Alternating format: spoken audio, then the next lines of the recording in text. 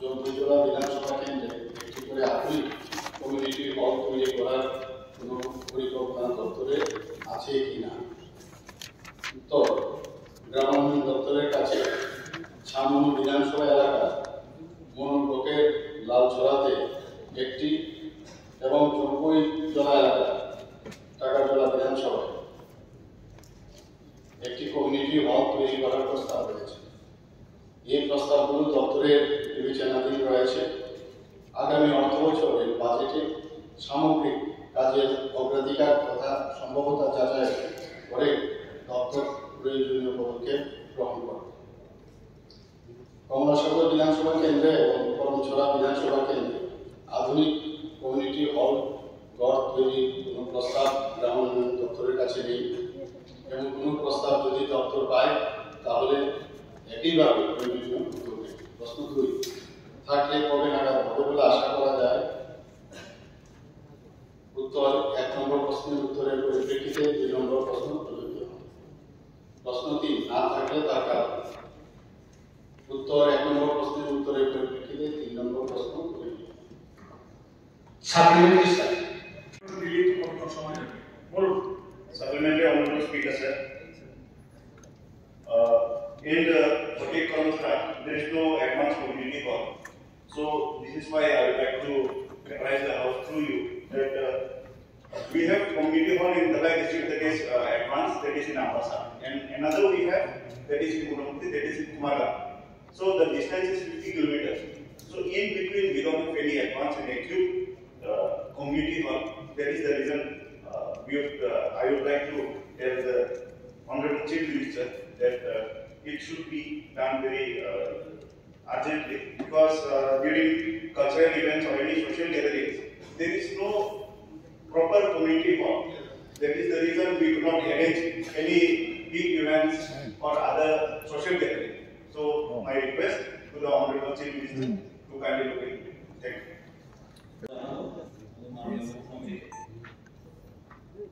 তবু sir actually বিষয়টা প্রস্তাবটা পেয়েছি, কিন্তু আমার একটা রিকোয়েস্ট করবো যথাসম্ভব এটা তাড়াতাড়ি করেই ভালো হবে। কারণ জম্পুজোড়াতে এখন যে কমিউনিটি হল আছে এটা সব অ্যাকচুয়ালি আমাদের মন্ত্রী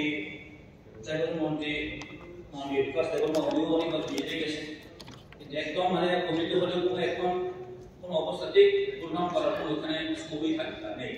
তো তার জন্য অতি সত্ত্বর এটা হলেই ভালো হবে আমাদের এরিয়ার জন্য। তো তার জন্য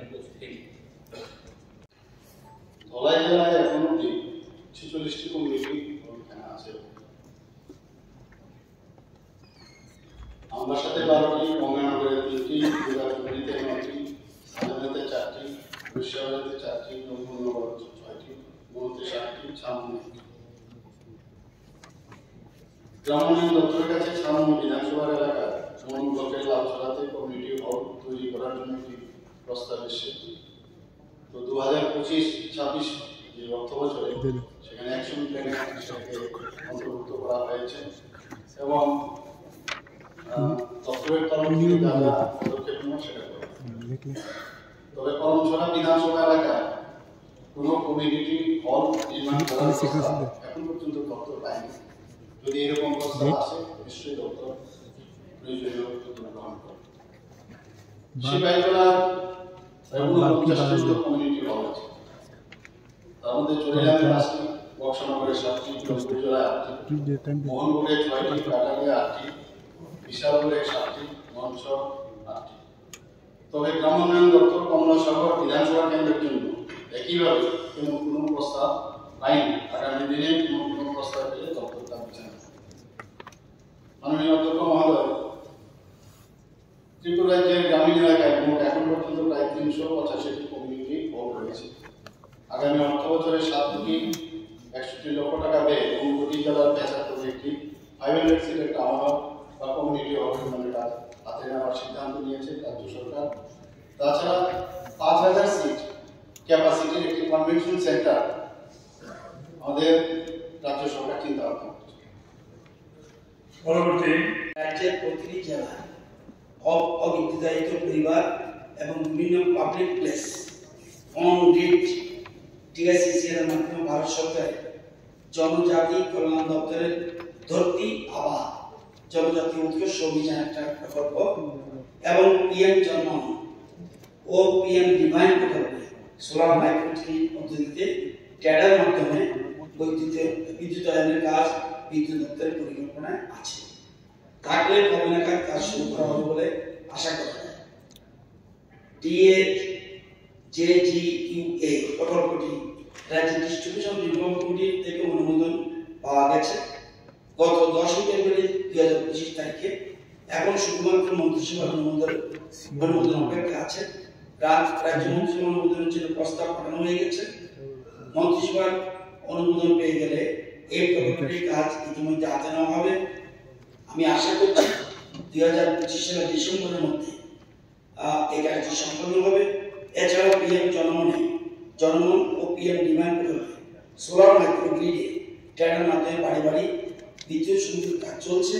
পিএম জনমনে গৃহীত কাজের লক্ষ্যমাত্রা আগামী আগস্ট 2025 এর মধ্যে সম্পন্ন হবে এবং পিএম ডিমান্ড গৃহীত কাজের লক্ষ্যমাত্রা আগামী ডিসেম্বর 2025 এর মধ্যে সম্পন্ন হবে বলে আশা করা যায়। না থাকলে এর কারণ কি? 1 নম্বর এবং 3 নম্বর প্রশ্ন উত্তরের প্রেক্ষিতে 3 নম্বর প্রশ্নটি আসে। ডেলিমিটেশন ওয়ার্ক এর আগে আমাদের মাননীয় বিরোধী দলের নেতা ওনার মন্ত্রিত্বের কালে সেই মাননীয় জিতেন চৌধুরী মহোদয় আন্ডারে ছিলেন সেই বিসি। এখনো সেই বিসিতে বর্তমানে বিদ্যুৎ সংযোগের ব্যবস্থা নেই। এর জন্য আমি মাননীয় ভারপ্রাপ্ত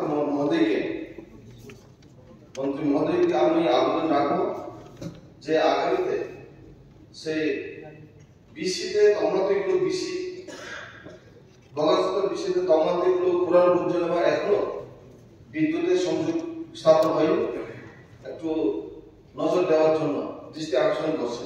থ্যাংক ইউ। অন গ্রিড আর এগুলো মাইক্রোগ্রিড।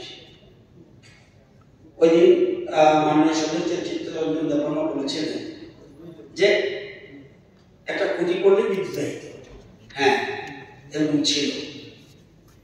আমরা দেখেছি যে বহু জায়গায় এই যে বলছে স্বাধীনতার পরে বিদ্যুৎ যায়নি, ফ্যাক্ট এগুলি চিহ্নিত করা হয়েছে। আমি যেহেতু কোশ্চেনটা ছামু এবং মনোব্লক পিএম ডিভাইনের আমরা আরডি ব্লকে আমরা টোটাল গ্রাম 16টার মধ্যে 54টা হেভিটেশন আছে। দেখা গেছে মোট 1008টি পরিবার অবহেলিত আছে। এই পরিবারগুলি বিদ্যুতের আওতায় নিয়ে আসার জন্য 31.67 কিলোমিটার 11 কেভি এসটি লাইন এবং 44.73 কিলোমিটার এলটি লাইন ও 25টা ডিস্ট্রিবিউশন ট্রান্সফরমার স্থাপন করতে হবে। ধলাই জেলার মনোয়াডি ব্লক সহ রাজ্যের প্রতি জেলায় অবিদ্যুতায়িত পরিবার, মানসিক অবিদ্যুত পরিবার সহ বিভিন্ন পাবলিক প্লেস চিহ্নিত করে পরিবার এবং স্থানগুলিকে বিদ্যুতায়নের আওতায় নিয়ে আসার জন্য মোট 48.13 করোড় টাকার ডিপিআর তৈরি করা একটা প্রস্তাব ভারত সরকারের গ্রামীণ প্রতিনিধির নিকট 7 নভেম্বর 2024 পাঠানো হয়েছিল। 16 ডিসেম্বর 25 তারিখে 44তম মনিটরিং কমিটির সভায় টিএসসিএল এর প্রস্তাবিত ডিপিআর গৃহীত হয়। ভারত সরকার জনজাতি কল্যাণ দপ্তরের ধরতি আবাস জনজাতি উৎকর্ষ অভিযান DAJGUA প্রকল্পে এই 42.37 কোটি টাকার অনুদান পাওয়া যায়। এই আর্থিক সহায়তা রাজ্যে অনগ্রিডে 7,667 পরিবার এবং 512টি পাবলিক প্লেস বিদ্যুতায়নের আওতায় নিয়ে আসা হবে। এবং 10 ফেব্রুয়ারি 2025 তারিখে রাজ্যের ডিস্ট্রিবিউশন রিফর্ম কমিটির সভায় রাজ্য কার্যের অনুমোদন পাওয়া গেছে। এখন শুধুমাত্র মন্ত্রিসভার অনুমোদন দরকার। এটা এর মধ্যে হয়ে যাবে। আমি আশা করি এটা হলো অন গ্রিড। এবার অফ গ্রিড মাইক্রোগ্রিড যেটা, এটা আমরা ট্যাডার মাধ্যমে করছি। এটা বর্তমানে আমাদের সামন পিএম ডিভাইনে মোট 60টা জিপের মধ্যে 36টা আমরা করতে যাচ্ছি এবং জিপিবিসিতে 11টা, টোটাল ফ্যামিলি 1160 এবং বিদ্যালয় আয়তে এনেছেন 297। আমি গতবারটা বলছি 24-25 যেটা গত বছর টোটাল পিএম জন্ম স্কিমে ছিল 11,664 টার্গেট এবং সময়ের মধ্যে 11,692 করে ফেলেছে, অর্থাৎ 28টা অতিরিক্ত পরিবারকে বিদ্যুৎ আনা হয়েছে। এবং আমরা জানলে খুশি হবেন যেটা বলেছেন আমাদের সদস্য কর্মকে যিনি বলেছেন, আমরা পিএম ডিভাইস স্কিমে রাজ্য সরকার থেকে এবং সেন্ট্রাল গভর্নমেন্ট স্কিম 81টা পাড়া কমপ্লিট 2,421টি পরিবার হয়ে গেছে, 23টা পাড়া চলছে 667 পরিবার এবং 170টি পাড়া চলবে 6,449 পরিবার এবং এর মধ্যে সাউথের নামও আছে। বেশি কাজ হয়েছে মরু এবং সাউথে। আমি ওই দিন বলেছিলাম ওই যে আমাদের রামের যে বিদায়িকা না নদীটা ওর বাটা পাট পার্ট 1 পার্ট 2 এখানে 40টা পরিবার মনে হবে টাউনের মতো আনন্দ করছে।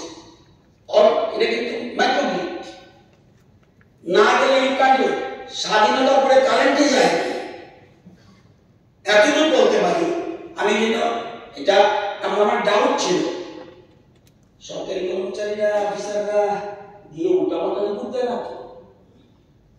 আমি সাথে তার না সবটা ঘুরবো। আমি ওই দিদিমণিকে নিয়ে সবটা এলাকা ঘুরেছি, এমডিসিকে নিয়ে ঘুরেছি, এমএলএ ছিল টোটাল কমপ্লিট। এবং আরো বাকি থাকলে আদর্শকাল একটা দেখেছি, নর্থ ত্রিপুরা পত্রিকা দেখেছি, একটা পরিবার সরস্বতী আমাদের বিদ্যুৎ দপ্তরের লোক থাকলে নোট করবেন, সরস্বতী 3টা গ্রামের 3টা বাড়িতে নাকি কারণ নেই। সরস্বতী ইন্টেরিয়র নয়, কেন এরকম হবে? যেগুলো আগে হয়নি আমি প্রত্যেককে বলছি, যে টাকা দেবে যেখানে যে অনেকের সম্ভব না যাওয়া মাইক্রোগ্রিডে কাজ করে যাবে। আপনার যা বলার পরে যদি 1% মধ্যে কারেন্ট না যায় সেটা আমাকে দায়িত্ব নিয়ে বলছি, আমাকে যে দায়িত্ব মাননীয় মুখ্যমন্ত্রী দিয়েছে সেটা পালন করার জন্য সবসময় সচেষ্ট থাকি। আমাদের মিনিস্টাররা very concern about this matter. সুতরাং যে কোনো জায়গায় যে কোনো পাড়া আমার কাছে অসংখ্য পাড়ার নাম আছে যেগুলো আমরা কমপ্লিট করেছি। আমি এই জন্যই একদিন বলেছিলাম যে বাসে উঠে সমস্ত জনপ্রতিনিধিরা যায় চলুন, কতটুকু কাজ এই 7 ইয়ার্স হয়েছে। বাড়িয়ে বলছিল ত্রুটি আছে, ত্রুটি থাকবে, কাজ করতে গেলে ত্রুটি থাকতে হবে। Start question 3 to Boromlam MLA Raponi Sununga জনজাতি পরিবার ছাত্র ছাত্রীদের আশ্রম বিদ্যালয় ইএমআরএস সৈনিক স্কুল জেএনবি ও অন্যান্য মডেল স্কুলের ভর্তির জন্য সরকারের তরফে কোচিং এর ব্যবস্থা করা হবে কিনা। উত্তর মেসা জনজাতি পরিবার ছাত্র ছাত্রীদের আশ্রম বিদ্যালয় ইএমআরএস সৈনিক স্কুল জেএনবি ও অন্যান্য মডেল স্কুলের ভর্তির সুযোগ বৃদ্ধি করার লক্ষ্যে 2022 সালে সাপ্লিমেন্টারি ফর এলিমেন্টারি ক্লাসেস নামে একটা প্রকল্প চালু করা হয়েছে, যার মাধ্যমে কেজি 1 হইতে 5 পর্যন্ত পড়াশোনার জনজাতি ছাত্রছাত্রীর বিশেষ কোচিং প্রদান করা হয়। 2 নম্বর প্রশ্নতে হলে কবে নাগাদ শুরু করা হবে বলে আশা করা যায়। উত্তরকায় সাপ্লিমেন্টারি ফর এলিমেন্টারি ক্লাসেস প্রকল্পের মাধ্যমে বর্তমান জনজাতি ছাত্রছাত্রীর কোচিং প্রদান করা হচ্ছে। 3 নম্বর প্রশ্ন হয়েছে না হলে এর কারণ কি। উত্তর হয়েছে 2 নম্বর প্রশ্ন উত্তরে বিদ্যুতের প্রশ্নতে প্রাসঙ্গিক নয়।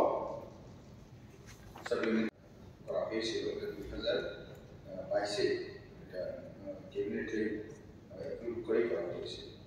তো পরবর্তীতে খুব এটা ফলপ্রসূ হয়েছে। তো এটার কনসেপ্ট ছিল যে একরকম মডেলের স্কুল, নবোদয় বা স্কুল, ওই সময়ের মধ্যে দেখা গেছে এটা ছিল যে অন্তর্দয় এবং যারা গরিব তাদের ছাত্রছাত্রীরা যাতে এখানে সুযোগ পায় জনজাতিদের মধ্যে। কিন্তু দেখা গেছে যারা কোচিং করাতে পারে, পয়সা যাদের আছে তাদের সন্তানই এরকম সুযোগ পাচ্ছে, এটা অন্তত পাচ্ছিল। তার জন্য স্পেশাল কোচিংটা শুরু করা হয়েছিল। যেহেতু আমি মন্ত্রী হিসেবে ছিলাম তখন 413টি ইনক্লুডিং রিয়াং রিসেটলমেন্ট ক্যাম্প সহ করা হয়েছিল। কিন্তু পরবর্তীতে দেখা গেছে প্রথম কনসেপ্টই ছিল সারা বছর যাহাতে করা হয় এবং প্রত্যেক মাসে 25 দিন করে রেজাল্ট করা হয়। কারণ কোচিং এটা যখন বন্ধ থাকে, স্কুল বন্ধ থাকে, তখন সব থেকে বাচ্চাদেরকে এটা দরকার প্রয়োজন পড়ে। কিন্তু পরবর্তীতে দেখা গেছে এগুলি প্রথমেই 10 মাস ছিল, কারণ প্রত্যেক মাসে 25 দিন। হ্যাঁ, তার জন্য এখন আমি আপনার মাধ্যমে, অনারেবল স্পিকারের মাধ্যমে মন্ত্রীকে অনুরোধ করব যে এটা এই সংখ্যাটা 400 যেহেতু 13, এটাকে বাড়িয়ে প্রত্যেক ডিস্ট্রিক্টে কমসে কম 3টি করে করা হবে কিনা। 2 হচ্ছে তাদের ওইখানে ভাতা দেওয়া হচ্ছিল যে অনারিয়াম, এটা হচ্ছে মাত্র 215 টাকা, এটা যাতে 300 টাকা বাড়তে করা হবে। 2, তাদেরকে পেমেন্টের ক্ষেত্রে আমি লক্ষ্য করেছি যে 3-4 মাস পরে ওরা পেমেন্ট পাচ্ছে না অনারিয়াম হিসাবে। এটা প্রত্যেক মাসে পরবর্তী মাসে 5 তারিখের মধ্যে যাতে এটা পেমেন্ট করানো হবে কিনা, এটা গরিবের জন্য খুবই দরকার এবং জনজাতিদের দরকার। এবং মোদিজির কারণে এখন স্কুলে মেয়েদের ক্ষেত্রেও দেখা গেছে যে সেন্টার স্কুল পেয়ে গেছে, তার জন্য মহিলারাও যাতে সুযোগ পায়, মেয়েরাও যাতে সুযোগ পায়, তার জন্য এটা খুবই দরকার। ধন্যবাদ। যে সমস্ত বিপিএল পরিবার বা অন্তর্বর্তী পরিবার যে কংগানি বড় খুবই গরিব অংশনী বড় বিনি বসাবতীন বড় ঠিকভাবে কোচিং করে না স্কুল ফি বইতো বড় বিনায়া একে অবন বিভাগে তাবো যদি প্রাইভেট ডিপার্টমেন্ট হইতে অন্তত প্রতিটা বিধানসভানি আমসাইও 5-6টা খাইতে কোচিং সেন্টার যদি বিমান থাকায় খুবই কাহাম নাই তাই এসব পক্ষা যে চারের পরীক্ষার এবং সৈনিক স্কুল একলব্য জহর নবোদয় আনারও দম বড় পরীক্ষার পাস খাই দিয়া তাতে বড় অনেক গরিব শ্রেণী বড় বুসানো কাহাম স্কুল পড়নানে শেখ মায়া কে আবনি বাগি আশা আনি কাইসা কয়ুম বেলা মাননীয় মন্ত্রী মহোদয় বিধানী মাধ্যমে যে প্রত্যেকটা বিধানসভা কেন্দ্র যাহাতে খাই গরিব শ্রেণী বড় যাতে বিপিএল এবং পিজি যারা আপনার বায়োটিক গ্রুপ নি ration card holder kaham kai din bersatu dengan mereka saya amsa. Panbara MLA ni যে শুনো 2022-23 অর্থ বছর সেপ্টেম্বর মাস থেকে supplementary education for elementary classes চালু করা হয়, যাতে কেজি 1 থেকে পঞ্চম শ্রেণী পাঠরত জনজাতি ছাত্রছাত্রীদের আধুনিক শিক্ষা পদ্ধতি ব্যবহার করে সম্পূর্ণ শিক্ষা প্রদান করা যায়। প্রতিটি সেন্টারে কেজি 1 থেকে পঞ্চম শ্রেণী পাঠরত 15 থেকে 30 জন ছাত্রছাত্রী পড়াশোনা করতে পারে। প্রতিটি সেন্টারের জন্য একজন করে শিক্ষক নিয়োগ করা হয়। কমিটির সুপারিশ ক্রমে SDLDHC এর অনুমোদন নিয়ে শিক্ষকদের নিয়োগ করা হয়। প্রতি শিক্ষকের সাময়িক বাবদ প্রতিদিন 215 টাকা করে, মাসে সর্বাধিক 25 দিনের জন্য 5375 টাকা দেওয়া হয়। আর্থিক বরাদ্দ পর্যন্ত না থাকায় প্রথম 2 বছর 2022-2023 থেকে 2023-2024 বছরে 10 মাস করে কোচিং চলে। 2024-2025 অর্থ বছর থেকে 12 মাসের জন্য কোচিং চালু করা হয়েছে। বর্তমানে 408টি কোচিং সেন্টার রয়েছে, যার মধ্যে গ্রুপ রিসেটেলমেন্টের জন্য 92টি, এবং অন্যান্য জায়গায় 316টি বিস্তারিত দেওয়া হলো। সদর কাইসাতম স্টুডেন্টতম 25 জন, জিরানিয়াতম 15টা সেন্টার স্টুডেন্টতম 358 জন, মোহনপুরতম 10টা সেন্টার ছাত্রতম 217 জন, জম্পুজলাতম 18টা সেন্টার ছাত্রতম 368 জন, বিশালগড়তম 5টা সেন্টার ছাত্রতম 99 জন, সোনামুড়াতম 7টা সেন্টার ছাত্রতম 144 জন, উদয়পুরতম 8টা সেন্টার 68টা সেন্টার ছাত্রতম 1366 জন, করপুরতম 19টা সেন্টার ছাত্রতম 569 জন, অমরপুরতম 29টা সেন্টার ছাত্রতম 732 জন স্টুডেন্ট, শান্তিবাজারতম 13টা সেন্টার ছাত্রতম 274 জন, বিলুনিয়াতম 6টা সেন্টার ছাত্রতম 104 জন, সাবরমতম 17টা সেন্টার ছাত্রতম 350 জন, খোয়াইয়াতম 16টা সেন্টার ছাত্রতম 310 জন, তেলিয়াগড়তম 12টা সেন্টার ছাত্রতম 396 জন, আমবাসাতম 17টা সেন্টার 458 জন ছাত্রতম স্যার। এই অন্নসভাতম 15টা সেন্টার ছাত্রতম 760 জন। মাননীয় মন্ত্রী মহোদয়, স্যার লিস্ট সব বলা থাকলে লেখা দিন। এই স্কিমে এখন অবধি 5 কোটি 18 লক্ষ টাকা খরচ করা হয়েছে। অর্থ বছর ভিত্তিক নিম্নে দেওয়া হলো 2022-23 1 কোটি 43 লক্ষ টাকা, 2023-24 1 কোটি 47 লক্ষ টাকা। স্যার পাইকা এক কিসিসা তো স্যার কিসিসা এক কিসিসা পাইকা তো 2024-2025 কংগ্রেস কিসিসা পাইকা নিসা তামো 1 কোটি 98 লক্ষ টাকা 21 মার্চ 2025 পর্যন্ত স্যার। 2022-23 থেকে 2024-25 সময়কালে সেন্টারের মোট 266 জন ছাত্রছাত্রী আশ্রম বিদ্যালয় স্যার। মন্ত্রী মহোদয়, অনেক আরো প্রশ্ন আছে, লেখা দিন।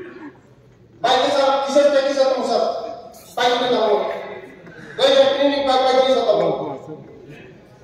বিনি পুরা স্যার চিনি এমএলএ সাহেব পুরা আমল করলে স্যার। স্যার 266 জন ছাত্রছাত্রী আশ্রম বিদ্যালয় ইয়াপেরা সৈনিক স্কুল জওহরনগর মডেল স্কুল ইত্যাদিতে ভর্তি সুযোগ মাগা স্যার। তেলা দিন স্যার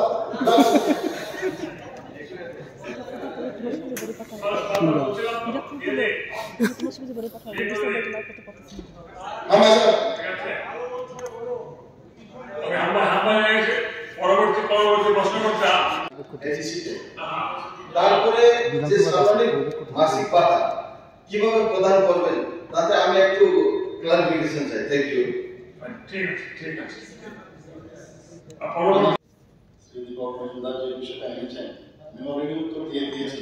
আমরা একটা কমিটি গঠন করেছি, রাজ্য সরকার, গ্রাম উন্নয়ন ও পঞ্চায়েত এবং নগরায়ণ দপ্তরের সচিবের নেতৃত্বে একটি কমিটি করা হয়েছিল এবং যথাসময়ে কমিটি কিন্তু রিপোর্টও জমা দিয়েছে এবং রিপোর্টের উপর পর্যালোচনা সম্পন্ন হওয়ার পর বিষয়টির উপর চূড়ান্ত সিদ্ধান্ত নেব।